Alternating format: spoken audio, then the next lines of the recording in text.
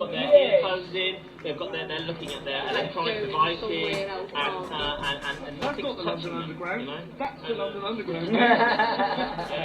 However, I did go, when I went to Glasgow, I went on the underground there, and my God, it scared the crap out of me, but it was great. Ben, you must be easily scared then, because there's one big ring road, man, you can't get lost. The orange thing just turned up, and I was like, what the heck? What's scary is going on the London Underground. You need to change here to go there, you need to change there to go there. In Glasgow, you're like, get on train, get off, and I'm going, yeah, it's simple. Use Londoners are too complicated for this guys. But, like, I don't know, man.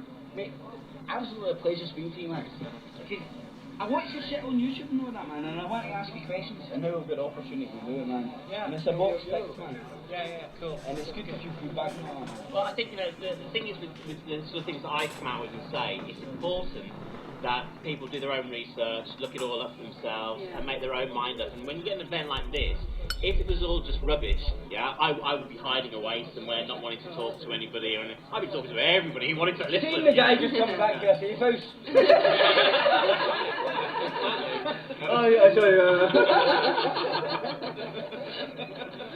So, you know, people have legitimate concerns. They've invested something in my story, and they deserve to you know, ask me questions and anything they want. I had some guy tell it to me today and said, no, I don't believe a word of it. I think you're doing it for publicity. And I said, well, publicity for what? You know, and I wasn't going to change his opinion, but that wasn't what I was there for. I just wanted to let him talk and let him say what concerned him. He then thanked me for listening, you know, because I didn't just walk away, because why would I'm a human being, you know? I'm not a politician, I don't, you know, have interests or anything like that with various people. I will talk and listen to people, because people need to be heard. That guy had concerns, legitimate concerns, you know. He may have been a bit rough around the edges, but that's okay, we're people, we're all a bit rough around the edges. He's listening to the wrong information. See the G4S stuff? I work in security myself. I've got the SIA badge and that. I'm a scumbag. He's MI5. Don't listen to him, man. Did you get any kickback from that? No, afterwards. No, yeah, I mean, we had a guy sitting outside in the car, in a G4S car, right outside the flat. So I took a cup of tea out to him, and I said, nice one, I said, you alright? I said, do you need a cup of tea? And he went, do you know why you're here? And he went, look, I've just been told to sit outside this flat. I said, well, I live in this flat, and I'm the Olympics whistleblower. And he went, okay, and made a phone call, and the car disappeared. And that was it. That was the only flack I got, you know. And they lost their jobs, and they lost their 700 million quid I wiped off their share price. God, no, the guy that exposed this fucking cunts fucking next to me with that day. Escape. You were quite right. It really damaged the company. Yeah, I had to work, you know. Well, they got summoned. Yeah, you damaged G4S. I just give it another high five, man. That SIA, but that's a big scam in that thing. Oh, it's like, you know, putting $1 in there. Yeah, it's because we went to the test and that, and it's basically they handed you the result. You know what I mean? Industry authorisation. Alright, so it's just really like The gangsters and all that. Oh, because I was walking around the back here, yeah, and I got to the G4S camp because I was sweet talking this girl, and as I was talking to her, I was walking backwards, and by the time, you know, and she ended up showing me around, and the police came and said, look, you're not, you know, get out. Ben, this is streaming live. Yep. Your wife might be watching. Well, great. That's, he was speaking pleasantly to you. Yeah. So I got a couple of coppers over there who didn't obviously, you know, weren't aware of. You know, they just thought, oh, here you go, and they decided to have a bit of fun. So what they were going to go, should we arrest him or should we not? And I went, you know what? Here's my trespass. Get on the old blower and see if you want to arrest me, because I'm happy to be arrested, and in actual fact, take me to jail, right? And they got on the phone. Came back and they went, yeah, if you'd like to go down, the process there is would you like a lift or anything? I was like, yeah, fine. So yeah. You did what the aggro, did they? Don't want it. Even small victories like that are good, man. They all bring a smile on your face, man. Yeah. I like what you do, man. You have to hang on to them. There's no many of them, that's the problem. No. Well, it's still victory. I mean, that's what that was. G4S, 700 million. No, that wasn't chicken. That is not chicken feed, is it? No, not these guys. No. You know? Don't forget, you know, you know, regardless of what people think was going to happen, what did happen was a security company that was set up by Kenneth Clark was so crap they couldn't even handle a sporting event. I mean, I'd be afraid at them handling this event, which is probably why the police presence is so big. The police don't trust them. They're getting privatised by them. They're getting in the back door by doing all the administration stuff, and then the slow creep as we go. So the police are well aware of G4S. Ken Clark, he is a disgusting, slimy human. Oh, and on a side note, I mean, he's just disgusting, isn't he? and on a side note, He went on Radio 4, didn't he? And he was saying that well, some rapes aren't as bad as others, and all this business, didn't he? And he got slated for it, and that, you know, and then all this business comes out. So that's his opinion. They're trying to normalise sexual abuse of any kind. Well, that's because it's normal to them. They think it should be normal to everyone else. But the important question is, I need to know whether Ben thinks Ken Clark owns a gimp mask.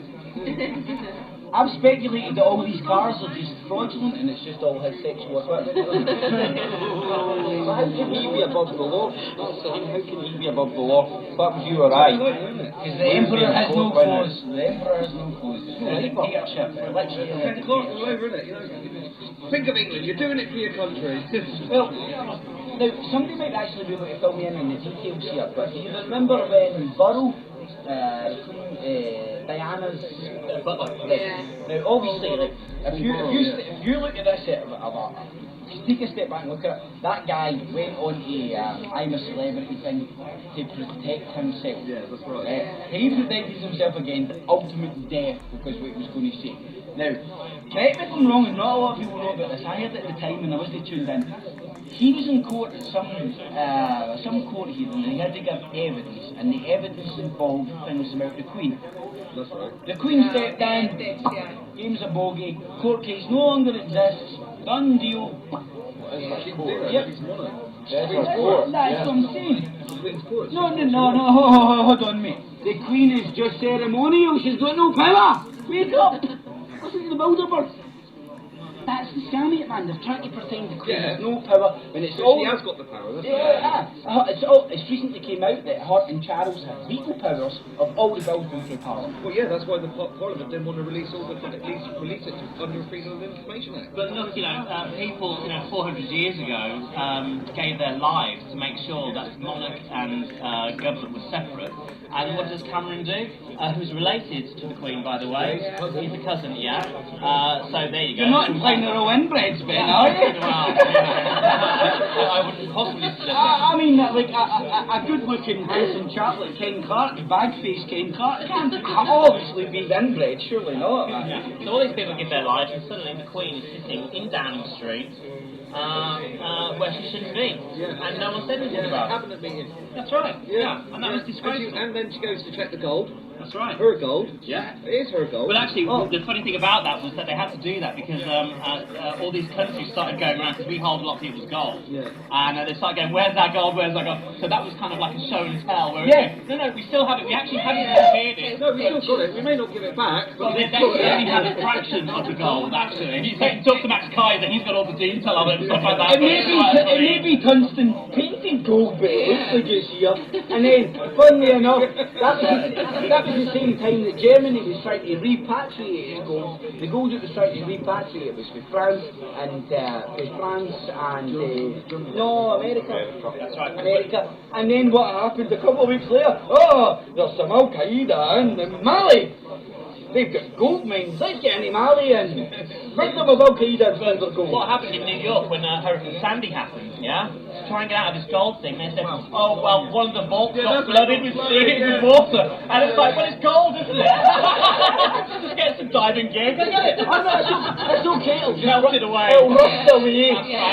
Would that be the melody? Don't fucking rust. Yeah. So we're trying to pretend it's like the bonds that got wet or something. Oh, no, conspiracy theories for saying that gold rusts. Cameron is actually in there now.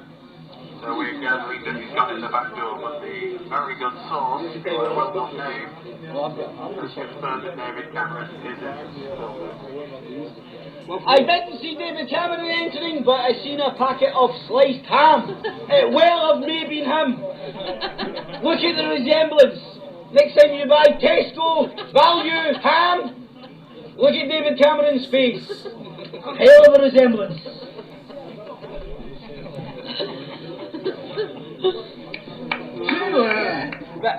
Credit goes to Chunky Mark, who stole that one from him.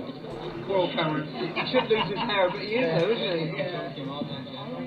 It's the evil. Welling inside him, his hair can't even stand him, he just wants to jump out. Am I the only one that when you look at these people, you like literally get fucking chilled in your back, man? Like, I'm not even joking, man. Like Bush, Blair.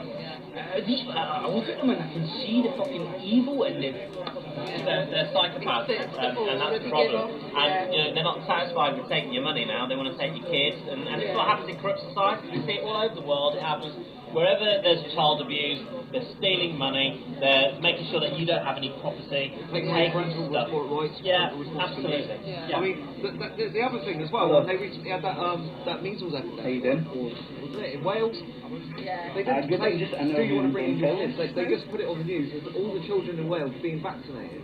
You want me to say hi? They're being vaccinated, not. Or if You want me to get me say hi? And they showed them all queuing up, didn't they? To take their four little kids in, get their guns. None of it's self-tested. Yeah, they don't know what the effects of that are going to be way down the line. Oh no, it's perfectly safe, but if you take an ecstasy tablet right now, yeah, you're going to rot your brain out. Yeah, well, you know, I'll take it. Yeah, but that's the kind Ben, of can I ask you to just say hello a bit? Oh, hello. Oh, it's very nice to speak to you too. What's your name? Oh, that's thank you. Whereabouts are you? Okay. Are you up in Scotland? All in Scotland. Yeah, so... Oh, okay, that's cool. That's good. Yeah, so you... Yeah, are you coming down this weekend? Oh, alright, so that's that. Okay.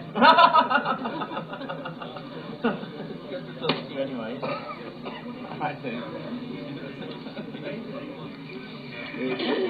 Here you go, man. Spoke to him.